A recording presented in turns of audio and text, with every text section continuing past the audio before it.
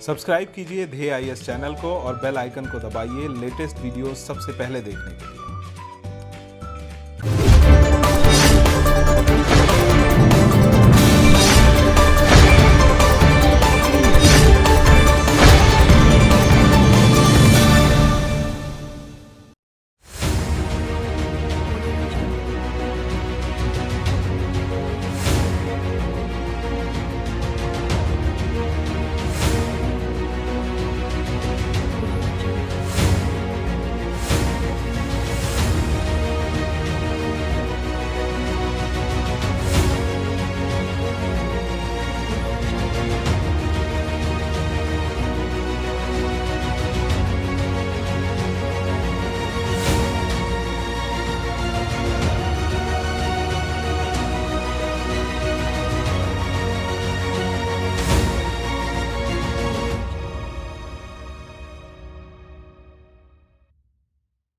हाल ही में खाड़ी देश संयुक्त अरब अमीरात ने भारत के साथ एक खुला आकाश समझौता यानी ओपन स्काई एग्रीमेंट करने की इच्छा जाहिर की है। ये बात भारत में मौजूद यूएई के AR अल्बाना ने कही। TNS में आज हम आपको ओपन स्काई एग्रीमेंट के बारे में बताएंगे और साथ ही समझेंगे इससे जुड़े कुछ दूसरे महत्वपूर्ण पक्षों को भी। ओपन स्काई एग्रीमेंट दो देशों के बीच अंतर्राष्ट्रीय उड़ानों से जुड़ा एक द्विपक्षीय समझौता होता है। इसके अंतर्गत दो देश एक दूसरे को अंतर्राष्ट्रीय यात्री और कार्गो सेवा प्रदान करने के लिए अपनी अपनी एयरलाइंस के लिए अधिकार देने के लिए आपस में वार्ता करते हैं। इस तरह के समझौतों से अंतर्राष्ट्रीय यात्रियों और कार्गो उड़ानों के विस्तार को बढ़ावा मिलता है। इसी से मिलता जुलता एक वायु सेवा समझौता यानी एयर सर्विस एग्रीमेंट भी होता है। लेकिन ओपन स्काई एग्रीमेंट और एयर सर्विस एग्रीमेंट के बीच कुछ अंतर है। एयर सर्विस एग्रीमेंट में उड़ानों, सीटों, लैंडिंग बिंदुओं एवं कोड शेयर की संख्या से जुड़े तमाम पहलू शामिल किए जाते हैं। लेकिन इस समझौते के तहत दो देशों के बीच केवल सीमित उड़ान ही भरे जा सकते हैं, यानी ये समझौता असीमित संख्या में उड़ानों की अनुमति नहीं देता है, जबकि ओपन स्काई एग्रीमेंट उड़ानों की संख्या असीमित रखी जा सकती है। भारत ने अब तक कुल 109 देशों के साथ वायु सेवा समझौता किया हुआ है। इसमें संयुक्त अरब अमीरात भी शामिल है। अगर भारत और संयुक्त अरब अमीरात के बीच ओपन स्काई एग्रीमेंट होता है तो ये दोनों देश एक दूसरे के चयनित शहरों के बीच असीमित संख्या में उड़ान भर सकेंगे।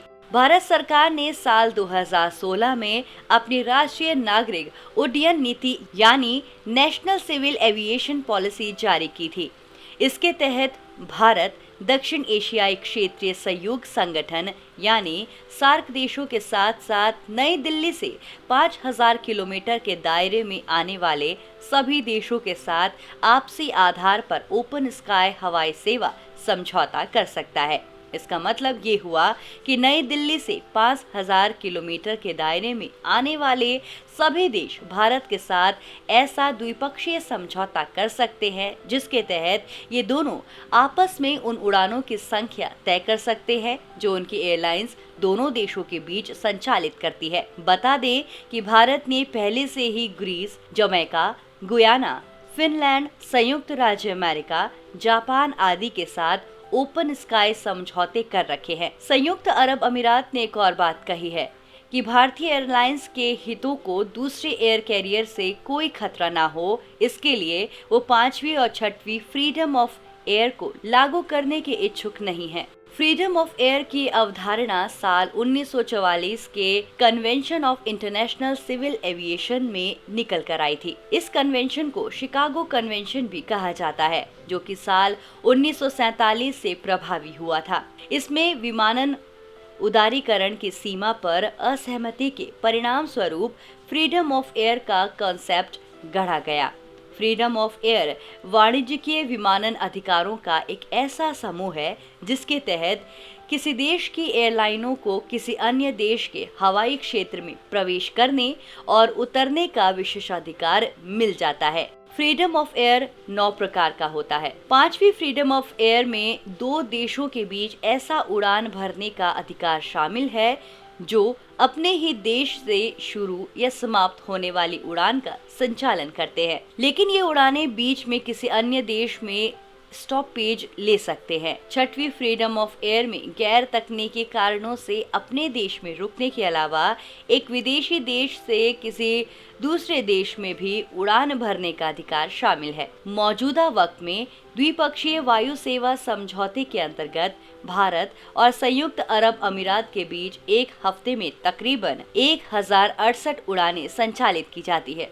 ऐसे में विशेषज्ञों का कहना है कि भारत और संयुक्त अरब अमीरात को एक ओपन स्काई नीति बनाने की जरूरत है, जो भविष्य में भारत को एक वाणिज्यिक केंद्र बनने में मददगार साबित हो सकती है।